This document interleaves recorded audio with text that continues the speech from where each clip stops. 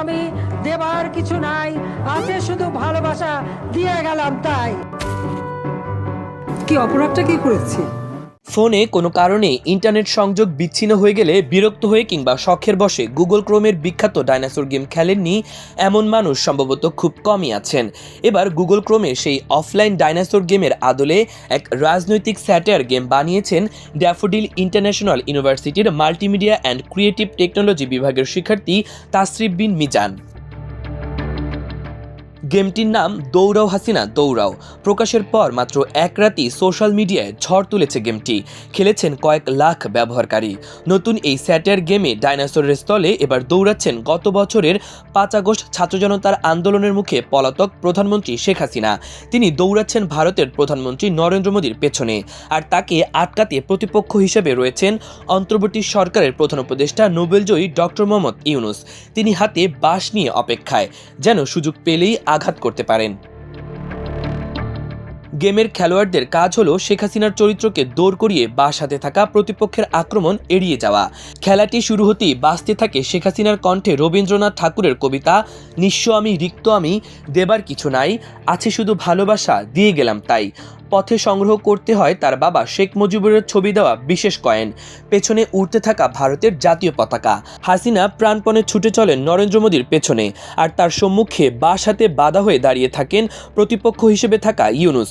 তবে গেমের আসল মজা খেলায় হেরে যাওয়ার পর। দৌড়াতে গিয়ে বা কয়েন সংগ্রহ করতে গিয়ে হোঁচট খেয়ে পড়ে গেলেই শোনা যাবে এক পরিচিত সংলাপ, কি অপরাধটা করেছি আমি। কি অপরাধটা কি করেছি? তাসরিফ জানান নতুন একটি গেম ইঞ্জিন নিয়ে পরীক্ষামূলক কাজ করছিলেন। মিমের ধারণা মাথায় ছিল। তখনই ভাবলেন কেননা জনপ্রিয় ডাইনোসর গেমের আদলে একটি রাজনৈতিক স্যাটায়ার গেম বানানো যায়। এরপর মাত্র 8-10 ঘন্টার মধ্যেই তৈরি হয়ে যায় দৌড়াও হাসিনা দৌড়াও। তবে তাসরিফ এটিকে গেম বলতে নারাজ, বরং তিনি এটিকে ভাইরাল মিম হিসেবেই দেখছেন। তার ভাষায়, রাজনৈতিক ব্যক্তিদের নিয়ে গেম বানালে সেটি কখনোই বাণিজ্যিকভাবে সফল হবে না। এটি মূলত মজা করার জন্য বানিয়েছিলাম, তবে জানতাম সোশ্যাল মিডিয়ায় ছড়িয়ে পড়ার মতো যথেষ্ট উপাদান আছে এতে। এই গেমটি শুধু হাসি তামাশার খোরাক জুগিয়েছে এমন নয়, বরং শুরু হয়েছে বিতর্ক। কারো কাছে এটি নিছক ব্যঙ্গাত্মক বিনোদন, আবার অনেকেই একে অসম্মানজনক বলে মনে করছেন। তাসরিফ আরও জানান, গেম প্রকাশের পর থেকেই তিনি প্রচুর হুমকি পাচ্ছেন। কেউ বলছেন তার সামাজিক যোগাযোগ মাধ্যম অ্যাকাউন্ট বন্ধ করে দেওয়া হবে, কেউ গেমের সাইট হ্যাক করার হুমকিও দিচ্ছেন। তবে এ নিয়ে তিনি খুব একটা বিচলিত নন, কারণ এমন কিছু যে ভাইরাল হবেই তা তিনি আগেই জানতেন। গেমের ওয়েবসাইটে তাসরিফ জানান এই গেমের প্লে স্টোর ভার্সন আসবে। এদিকে মাত্র কয়েক ঘন্টার মধ্যেই গেমটি সোশ্যাল মিডিয়ায় জনপ্রিয় হয়ে ওঠে এবং এখন পর্যন্ত এটি 3,40,000 বারেরও বেশি খেলা হয়েছে।